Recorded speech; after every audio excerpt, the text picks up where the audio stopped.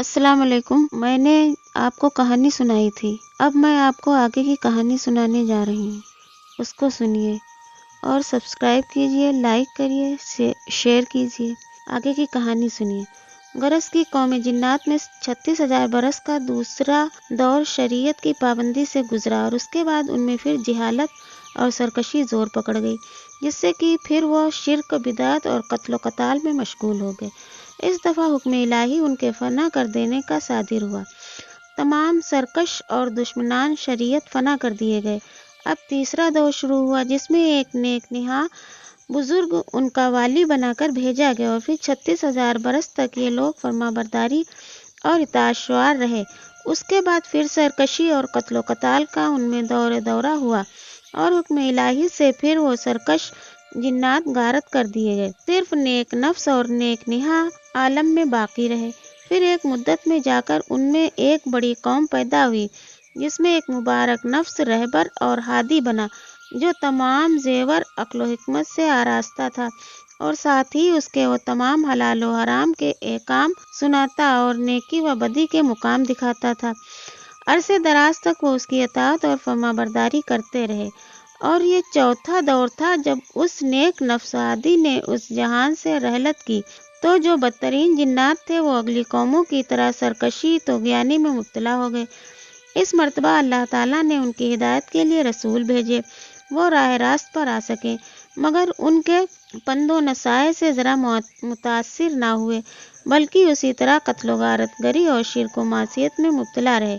بلکہ نہایت سخت قوم جبار بن کر عالم کو تہ و بالا کرنا شروع کیا، اور ایک ناصح کی نامانی جو مولا کو سخت ناگوار ہو، جس نے فرشتوں کی ایک جماعت آسمان سے بھیجی اور ان تمام مفسدین کو قتل کرا دیا، اور باقی جو بچے ان کو جزیروں اور ٹاپوؤں کی طرف دھکیل دیا۔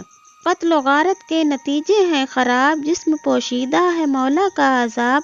سرکشی کر کے جنہوں نے کیا لیا، قدرت ربی سے بدلہ پا لیا۔ یا الہی فضل فرما ہم پہ تو، جیتے جی ہم میں رہے نیکوں کی خو۔ جنات کو اللہ تعالیٰ نے اتنی طاقت دی ہی کہ وہ زمین سے آسمان تک کا قد بنا سکتے ہیں، ہوا بن کر غائب ہو سکتے ہیں، آگ بن کر روشن ہو جاتے ہیں، خوبصورت مرد اور حسین عورت بن جاتے ہیں، سانپ، بچھو، مچھر، مکھی سب کچھ بن سکتے ہیں، ایک آن میں مشرق سے مغرب تک اور جنوب سے شمال تک آ سکتے ہیں۔ غرض کی بڑی طاقتور مخلوق اللہ تعالیٰ نے بنائی ہے، مگر ساتھ ہی اس کے ہمیں ہمارے ہادی، ہمارے پیشوا جناب رسول اللہ صلی اللہ علیہ وسلم نے ہمیں یہ بتا دیا کہ اللہ کی نافرمانی سے مخلوق سرسبز نہیں ہوتی، بلکہ یقیناً وہ ہلاک ہو جاتی ہے۔ چنانچہ جنات جیسی شہزور مخلوق جہان سے نیست و نابود کر دی گئی۔ ہم ضعیف و ناتواں ڈرتے رہیں، سرکشوں کی سرکشی کو دیکھ لیں، حشر کیا اس قوم کا سرکش کا ہوا۔ سرکشی کچھ ہم کو زیبا ہے بھلا، دھوپ کی ہم کو نہ بارش کی سہار، کیا ضعیف و ناتواں ناپائیدار، طاعت معبود کے قربان نثار، جس سے خوش ہو میرا پروردگار، طاعت فرمان پیغمبر رہے، کچھ اگر لینا ہے اس معبود سے۔ ابلیس کا فسانہ۔ قوم جنات میں ایک بزرگ جس کا نام عزازیل مشہور تھا، فی الحقیقت وہ بڑا عبادت گزار اور اللہ تعالیٰ کا نہایت فرما بردار تھا۔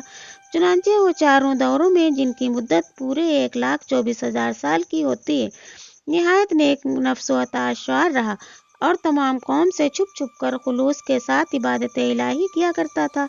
جب وہ جنات تباہ کر دیے گئے اور بقیہ ان کے جزیروں کی طرف بھگا دیے گئے، تو فرشتوں نے اس نیک نہاد یعنی عزازیل کے لیے بارگاہ رب العزت میں سفارش کی اور عرض کیا کہ خداوند، اگر تو اس نیک نفس بندے کو آسمان پر بلا لے تو ہم بھی اس کی عبادت کے جوش و خروش سے فائدہ حاصل کریں، اور بہتر ہے کہ ایسا مطیع و فرما بردار شخص ہماری جماعت میں شامل قبول کر لیا جائے۔ مولا نے تبسم فرماتے ہوئے فرشتوں کی سفارش عزازیل کے حق میں قبول کی، اور عزازیل کو آسمان اول پر لے آنے کا حکم دیا۔ چنانچہ فرشتے اسی وقت عزازیل کو ہاتھوں ہاتھ آسمان پر لے گئے، جہاں اس کے جوش و خروش کی عبادت دیکھ کر دوسرے آسمان کے فرشتے ملتجی ہوئے کہ حضور ایسا عابد ہمارے پاس رہے تو نہایت اچھی بات ہو۔ چنانچہ دوسرے آسمان کے فرشتوں کی دعا اور اس کی سفارش عزازیل کے حق میں قبول ہوئی۔ آگے کی کہانی پھر سنائیں گے۔